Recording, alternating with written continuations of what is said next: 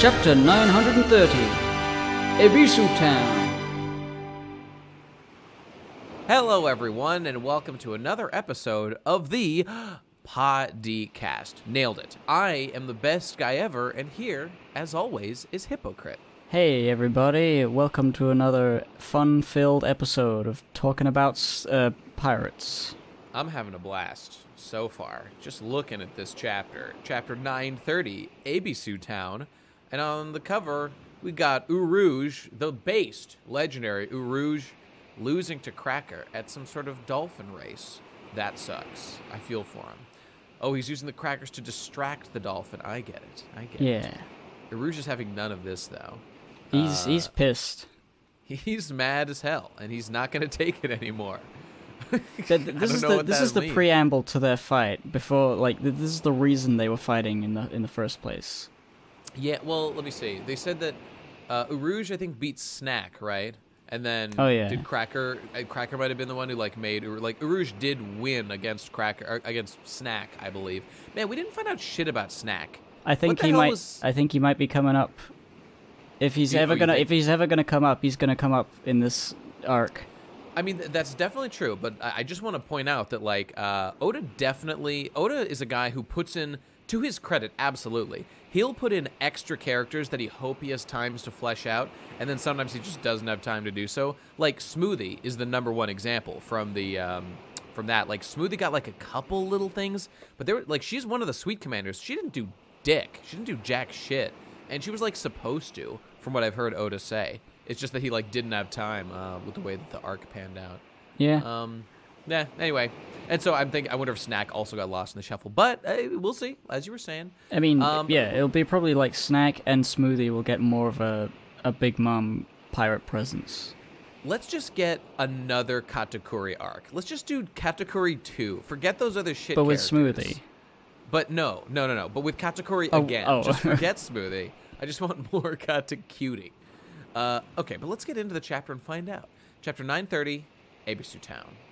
Here we go, everybody. Yeah, so there it is. Now we go back a little bit in time, apparently, to when Zoro. I mean, for us, it's the future because they had just reached this town. Zoro and big-faced Happy Man. Whose name I don't remember at all. Trash, I think it was. Oh yeah, that sounds right. And yeah, it's a town of starving to death people who are laughing hysterically constantly. Yeah. I guess they really embrace the this thing, a laugh and the world laughs with you. Oh, I just watched the movie Old Boy, Korean action drama, which you should definitely watch. Fantastic movie, one of the best I've ever seen. There's a line that's said throughout that. It's an old quote: "Laugh and the world laughs with you. Cry and the world cries with you." So they're definitely they go for a positive attitude. In fact, the main guy kind of looks like Old Boy, whatever his fucking name was, Jin Woo Young. Korean names are crazy. Yeah. Anyway, he's talking about how I mean, humans are the only creatures who can laugh, so it would be a shame to waste laughter if we're dying. That's not laughter. That's a war cry. They want to kill. Okay, that's possible. It's pretty funny though, just seeing a child laughing. Mom, I'm hungry. Mom, me too. Ha ha ha. This is the Me Too movement I can get behind, ladies and gentlemen. Me too, starving to death. The guy said my tooth fell out due to malnutrition. Aha! It's just like over the top. You can't eat anything anyway. Ha ha. That's funny. It's good. I like these guys. They got a positive attitude. I respect that. It works for Zoro with the complete deadpan, no emotion at all. Especially when that one lady squishes his cheeks to make him smile, and he's just ugh.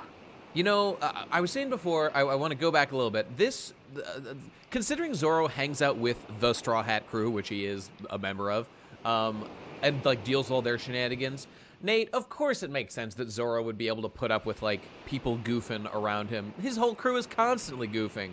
So you know what? I said before, it's weird that Zoro, being so stern, puts up with tomfoolery and nonsense, but he does that every fucking day, so it's fine. He's I said last time, he's not the sort of person who would get mad over some petty nothing like this. as we saw during that legendary Blackbeard scene when him and Luffy just took a beating from the Yeah. Blackbeard guys. Yeah. Or sorry, not Blackbeard. That was The Bellamy pirates. Or yes, thank you, Bellamy. Yeah, all right. Well, anyway, so we're just kind of learning about this town. They're poor, but they're smiling. And I feel... Oh, by the way, the character's name is Tonoyasu. I forgot. Actually, before we get to that, so they were visited by the Ox 3 boy, or the... What do they call him? The... I was looking on Jaimene's. What's he called? The Witching Hour boy. Right, that's what they called him. And during the Witching Hour, which is this late night... Whatever, it's like a... At the end of the chapter, they have it's like a Japanese versus English thing. Doesn't matter. Like late at night, this boy comes and he's stolen money from the fucking rich people and he gives it to the poor. Hooray! He's a good boy. I'm very curious about this character. I'm very excited. To I'm learn I'm wondering if he is one of the 3 samurai they're looking for. The way that they say boy, you'd think that he's very young though. Maybe he's like the son of one of them. I mean, I don't know. Could be. It could be another ninja boy. Yeah. Something's going on with this guy for sure, though, and I'm very excited. He seems really cool. They mentioned him a couple times now. This arc's going well. There's a lot of mystery and a lot of characters I'm excited to meet. Yeah, it's cool. I'm having a great time. He's doing well having all of these known characters and all of these new characters, mixing them in a pace that sort of feels fast but not too fast. You know? Yeah. I'm feeling, it was a little rough at the beginning. I'm feeling quite excited. Now things have really started rolling along. I'm pretty happy with things. But anyway, these people, they used the money that the Witching Hour boy gave them, and they pooled it all together, fucking commies, and they bought a feast. This feast includes, as far as I can tell, 1 cup of clean water for everyone. Maybe there's more, but I think that's all they get. And so they kindly offer one to Zoro, who begrudgingly takes it when they insist. And he smiles endearingly at these whimsical yet charming folks. Well, Zoro likes these people. I like that Zoro notices their wells fucked up, and he's like, "No, I don't need this. You should have it." But he's a generous guy. Well, not generous. He respects them and he appreciates the sacrifice they're making for him, just as Luffy did with the whole the rice being given to Luffy. It reminds me of that part of Indiana Jones and the Temple of Doom where they're in the Indian village and they only have a tiny little bit of rice, but that happened in Temple of Doom? I don't remember. At the beginning, where they're like, "Oh, these people are starving," but they want us to have some food, and what's her face, Willie, is like, "Oh, I don't know about this." It's just like, eat it. It may be a bit gross, but this is more food than they have in a week. I'm Indiana Jones. Sick. It's a great trope. I feel this is being done just to endear Zoro to these people. I suspect something terrible is about to happen to this village, and that's why Oda is making us care about them. They're gonna get fucked up, and they're gonna be and they're gonna be laughing like, haha, I'm dying, haha, haha, oh god. There's a point where you should stop laughing when you're, dying. I think these people have a little bit crossed the threshold of insanity. Oh, of course. Their teeth are fucking falling out. It's time to panic. And I don't know. They have nothing else in this world other than their own laughter to keep them happy. Yeah, I guess so. And they've got no hope of anything changing. God, that must suck. I feel for them. But anyway, we'll see what happens with those folks. Hard smash cut to Onigashima, where, oh my god! So this says in the present. Yep. It's weird, because, the end of the last chapter, I'm going to check quickly. The end of the last chapter was Zoro getting to the town, I think. Or no, it wasn't quite. No, end of last chapter was when we met the Shogun. We met Orochi. Oh, but in that chapter, Zoro did meet the guy who takes him to the town. Yeah, so, I don't know why it was even necessary to do a flashback. He did meet him last chapter. So, this thing with Zoro is a flashback, so presumably time has passed since then, and now they're in the present in Onigashima with the Skull Island, which is cool. Yeah, which is very dope. And important things are happening. Jesus Christ, Big Mom is here, everybody. Her fucking talking ship is here, climbing up the waterfall, entering Wano right fucking now. I was not expecting this, Jesus Christ, but here they are. Holy shit. And I just love the general incompetence of all of Kaido. They're like, oh my god, what the fuck? Big Mom's here. Kaido, what the fuck do we do? And Kaido's like, shut up. Just stop them, you idiots. And they can't do it. Kaido does not seem like a very good leader.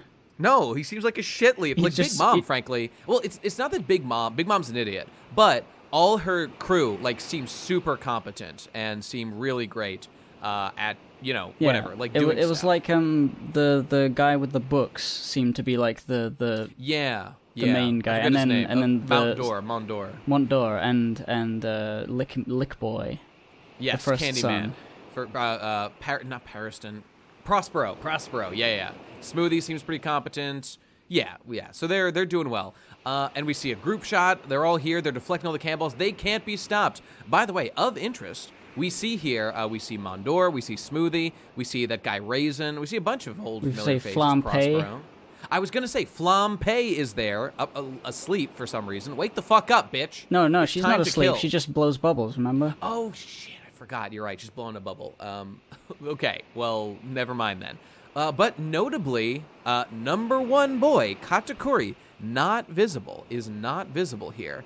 That is something to take note of. Now, he might just be in the back. He might be polishing his fucking trident or something. Might be polishing his dick. He might be just back home healing. All I'm saying is, I'm still holding out hope we get a Katakuri cover arc where he has left the crew and is off somewhere with... I don't know, fucking what's-her-face, Triple I, Freak, Pudding. Oh yeah, Pudding and Katakuri running away would be interesting. It's like... Yeah, they're like, man, fuck these people, they don't care about us, let's run. Fucking straw hats, you made my boy and you made him leave, you fuckers. Yeah. Where'd you take him? I'm not counting on it, but the fact that I don't see either of them is interesting, especially Katakuri, frankly. So we'll see. Maybe we'll even get a cover story where Katakuri doesn't even leave Whole Cake Island. He's just there and like is having fun, being nice to people. I guess they couldn't leave the entire crew. Like the entire crew couldn't leave all the islands unguarded, I guess, but yeah, probably not. That would make sense to leave some behind. It just would be cool to see Katakuri again, and maybe I kind of don't want to see him. In fact, I'm kind of shell-shocked to see all these characters so soon. It feels like we were just in their arc, and I'm like, guys, go away. No. This is good. This is classic Oda, ramping up of what you'd expect. The arc is going a certain way. You think it's going to, you're like, okay, they're introducing samurai, they're introducing all this, and Big Mom is coming. But you think she's going to come a little later. And then he pushes her forward, and now she's fucking here already. And now it's like, it's just like, what do you call it? Like a stir in the pot? That's not really the right expression. Like shaking things up, I guess. Yeah, I gotcha. Okay, fair enough. So here they are. They're climbing the fucking waterfall. They got a bunch of fucking fish strapped to their goddamn ship.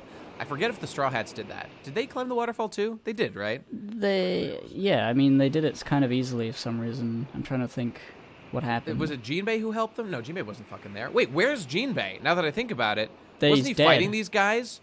Uh-oh. Oh shit, maybe he'll show up. On the ship or something? There was that one couple panels where Big Mom was talking to Kaido on the phone, where we didn't see the remains of the Sun Pirates ship. So either they're captured, gone, escaped. Maybe they escaped. It's possible. So we don't know yet. I guess we'll just have to see.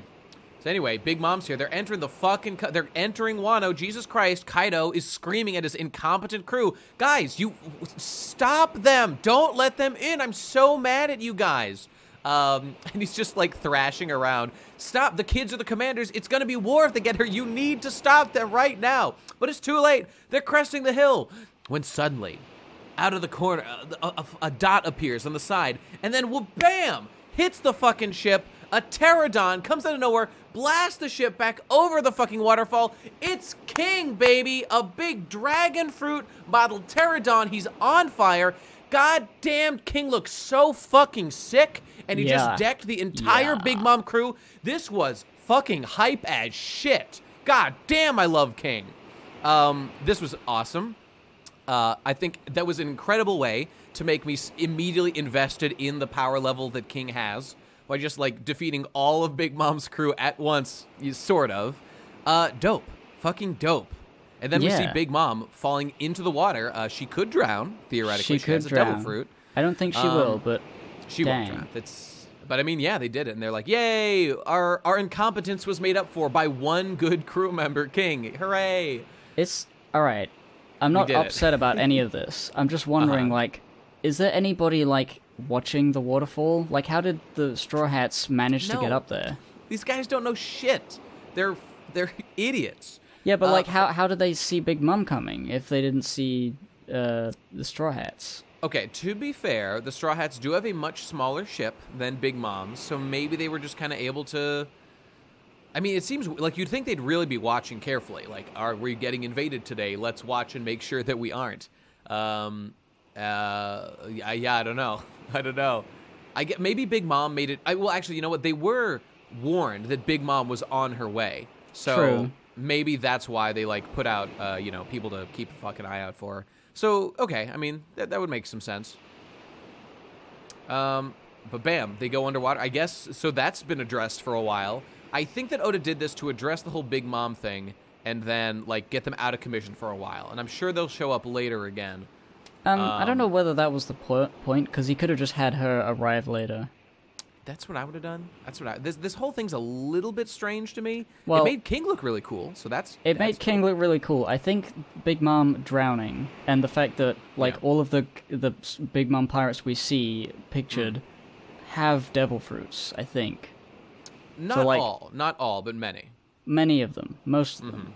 Like, I feel like this could be a way to show that maybe the Sun Pirates have been enslaved and they have to save them from underwater. Maybe. It's like Jinbei's double enslaved, and he has to, like, Big Mom has to die before Jinbei can join the crew. Lol. I guess Big Mom's not gonna fucking... I guarantee Big Mom won't die before the end of One Piece. The series is gonna end with Big Mom still alive. I guarantee it. Yeah. I don't know whether that's guaranteeable, but yeah. Okay, I suppose I'll slightly amend. If she's gonna die, it's gonna be right at the end of the series. It's not gonna be anytime soon. It's gonna be at least Elbaf, after Wano. Possible. I don't think it'll, like, I don't think that anything else is gonna get majorly shook up in the world, with the sole exception of, like, Blackbeard being defeated and Luffy becoming Pirate King. I think that Kaido and Big Mom and, I don't know, something's gonna happen with Shanks for sure. Something crazy is gonna go down with that guy. I don't know. We can only speculate. I'm just talking out of my fucking ass, so we don't know.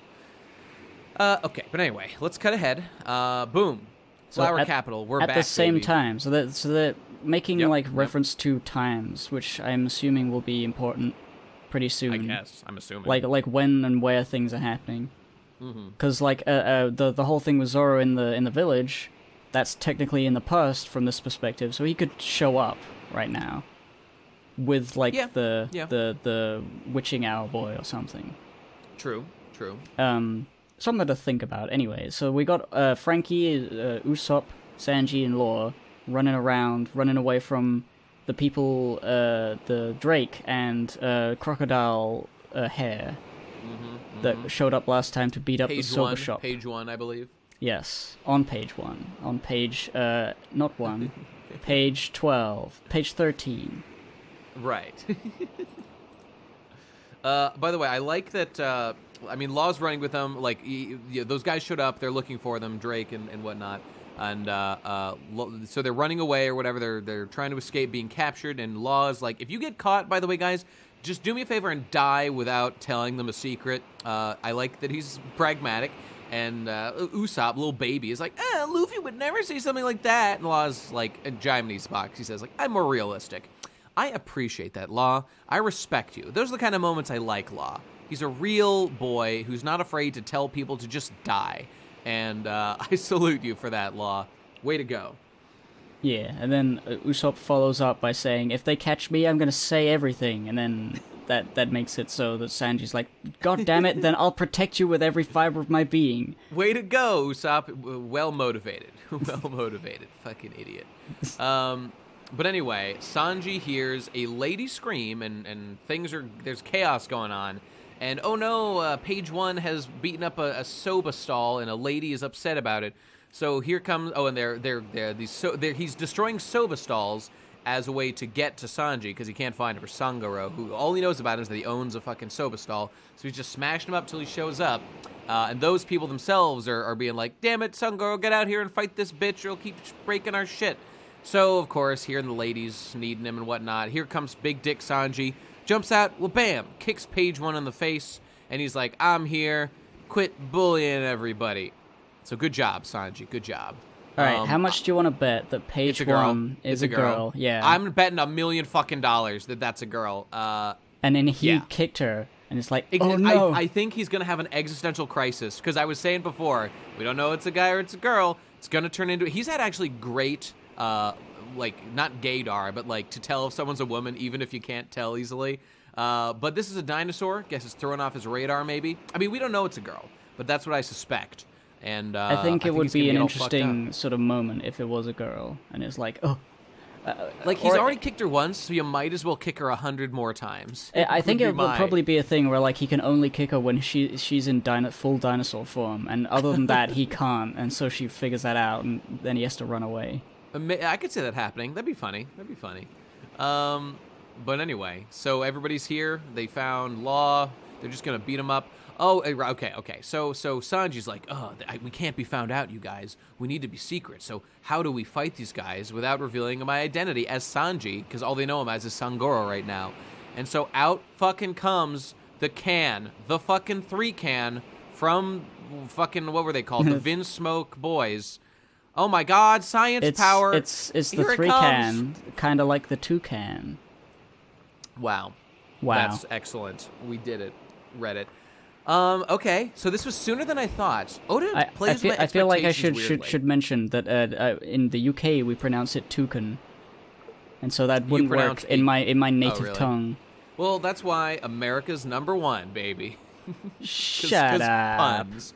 So I was expecting the can to come out like at the climax of the arc when like Sanji had like a real fight. If this were Enies Lobby, that's what would be happening, I think. I think Oda has just totally abandoned the like Enies Lobby formula of like matching up 1-for-1, everybody gets a fight. I think Oda just has more fun doing things like a little more chaotically, just like doing whatever the fuck he wants. I mean, formula, like One Piece has been like interesting in that it has formula elements, but it never sticks to any one formula for any length of time. Yeah, and right from the beginning, the introduction of like devil fruit advantages over each other, and all that kind of stuff, was like totally like sidesteps the whole like power level scaling thing. Things like hockey a little bit have brought it back, and there's some degrees of it, but It's just more interesting, because like, you think of like Bleach or Naruto, they have the 1-to-1 matchups, especially in Bleach, and it doesn't matter how much like planning and interesting like locations there are.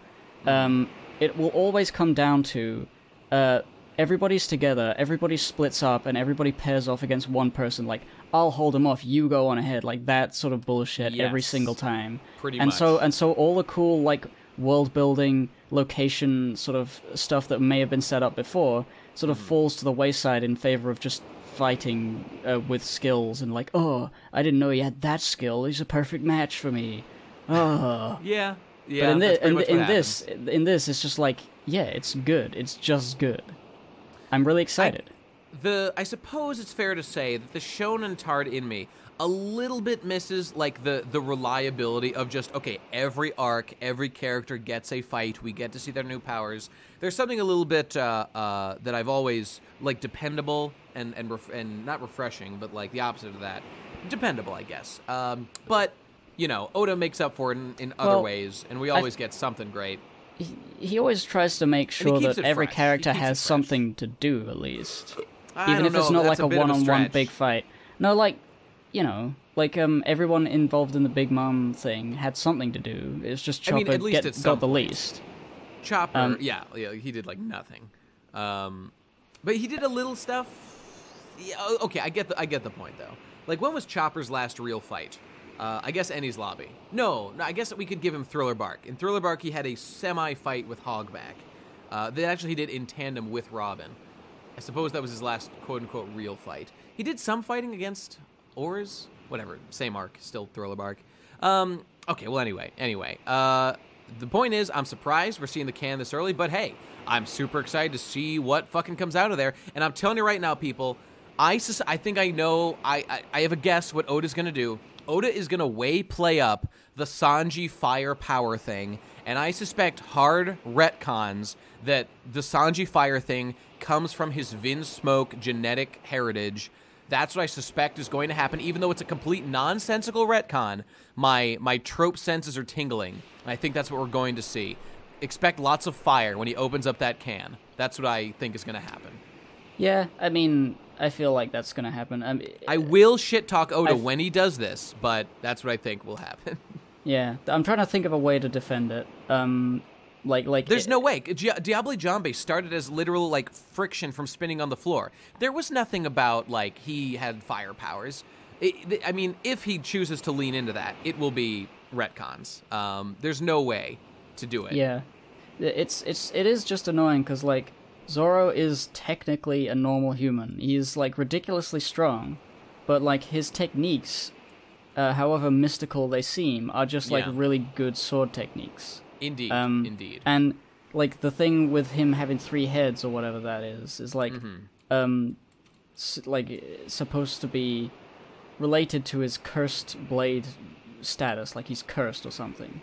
I could imagine. Like that. Something like that. Like, it's sort of magical, but not really. Yeah, sword magic is like its own thing in all of Japanese shit. And so, you know, Sanji, also really strong, has his, like, kind of mystical, kind of scientific, but no human in the real world could ever do something like that. Friction power. Yep. Which it may be a genetic thing. What I hope, if this, like, is retconned, is that Zoro is never given the same sort of treatment with his sword powers. I mean, sure. I don't want anyone... Retconning in, like, special destiny powers is always bad. Always bad. It's never been done well, ever. And it can't be done well. It sucks.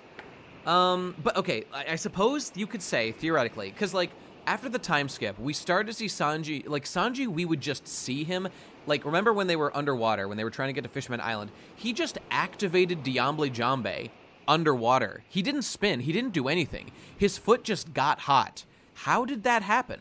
There's no explanation for it. The thing is, Sanji said it was like friction and, you know, the passion, fire of love. But, like, he didn't know he had these powers. Like, so there's, like, ways to say that, oh, it was the powers all along, but he just gave it these reasons for how it works.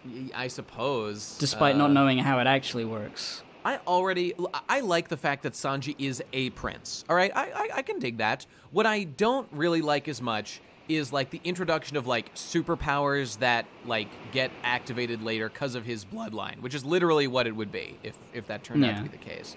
And that's simply uninteresting. I want to think that Sanji worked really hard and earned, like, Diable Jambe, because he, like, figured out a cool way to deal extra fire damage while doing a hit. I think that's really cool. And Oda, as I've always said, Oda always justified why doesn't Sanji get burned by using Diable Jambe is because Sanji's soul burns hotter. Funny, tropey, shonen-y explanation that I can totally get behind. But, you know, introducing science powers is just a little more bullshit. It's a little more bullshit. Dude, what if the reason Sanji's good at cooking is because he has heat powers? He can heat the pan by himself. No. Yeah. Dude, what if Sanji smokes and he doesn't get a lung disease because he's made of fire? What if he lights a cigarette with his own fire power? Sanji's always been, like, the fire guy on the crew, I guess. Though Luffy's a little bit of a fire guy with Red Hawk and whatnot. Whatever, doesn't matter. Look, I might be overreaching, as I often do, and Sanji will have no magic fire powers. Although I will just say that, in general, Oda, it is weird that you just have Sanji activate Diable Jambe without spinning. Like, how does he do it, if not that he has some magical fire powers, and, like, this will be the ultimate culmination? It's a little bit strange, ever since he started doing that stuff. So, I guess I'm just waiting. There's no chapter next week, unfortunately. Fuck you, Oda. Hopefully in 2 weeks, we'll get an answer that is both satisfying and makes sense. But I guess we'll just have to see. I don't know. Yep. I guess that's it. So again, pretty hype chapter next week. Pretty hype chapter. King. That moment with King, by far the highlight of this chapter. That was dope as hell. God damn. Like, I suppose all we saw King do, like, okay, because everybody's a Zoan in Kaidos' crew, basically. Like, Kaido himself has laser blasts from his mouth. Okay, dope. King is just he's essentially a big bird. He's a big dinosaur. There is fire, like, around him. But that fire was there when he was human too. Is that fire implying that, like, there's something magical about him? Or is that, like, literally, like, a costume? I think he's just really hot, you know? He might just be really hot. I don't know. I want to know, I want to see cool fights happen with these guys. And, I mean, obviously, we're early in the arc. We haven't gotten any, like, really dope fights yet from, like, any of Kaido's crew. Like we saw a little bit of fighting with Basil Hawkins with his, his fruit, but like he's not really a member. He's like a separate kind of thing. He's a supernova and whatnot. I want to see more of that guy, but I'm excited to see more, and I hope that they do cool things with these Zoan boys, because if it's just animal fights, that's a little more boring than like the incredible creativity we saw like last arc with Big Mom, with like, Katakuri's mochi fruit, greatest devil fruit of all time. Big Mom with the soul fruit itself. Changed the entire ecosystem of Whole Cake Island. Things seem a little bit simpler, and I just hope that Oda puts in the extra work to make things cool and interesting. That's all. I think the whole fact that Big Mom is here on top of Kaido and Wano, and also that Wano is a place separate from the whole Kaido Beast Pirate thing, is a way to make the Beast Pirate arc not boring. So that there's lots of different elements at play rather than just a bunch of animals that they have to fight. Yeah. And I mean, one or two paramecias here or there, like Sugar was in the Dressrosa arc, goes a long way to making an arc interesting by putting in just a little magical person or two that makes a big difference. I'd sure like to see that. Why is King on fire? Is there something going on with that? I don't know, but it's certainly notable. Please explain, Oda. I can't wait to find out. He's so fast that he burns up on the atmosphere. God, he's so fucking fast, dude. And he's strong. He pushed a whole boat. Oh, that's cool. I can't wait to see that. Dude, I want to see that moment Kaido in the was anime. there, if Kaido was there, he could probably blast the boat and explode everyone. Probably, yeah. But Kaido was elsewhere, I guess. I mean, if Kaido... he's on Onigashima. He's on, like, the main island. Oh, yeah, you're right. He's over there. He's not there. It seems like Onigashima is kind of out of the way. It's kind of a little bit far away. But whatever, fair enough. Okay, so I guess we'll just see in 2 weeks or so, folks, when there's a new chapter of One Piece. Yeah. Thanks for being here. Don't forget to go to patreon.com/thepodcastpirates and become a member of our fucking crew for as low as $1 per minute of your life. Large pledges, please. Retroactively applied as well. Indeed. And you can click below, join the Discord regardless, and talk about One Piece with us. A lot of people do. Active community people. Highly recommend it. Go for it. All right, anyway, we'll see you next time. Have a good day. Bye. Yo ho hoi.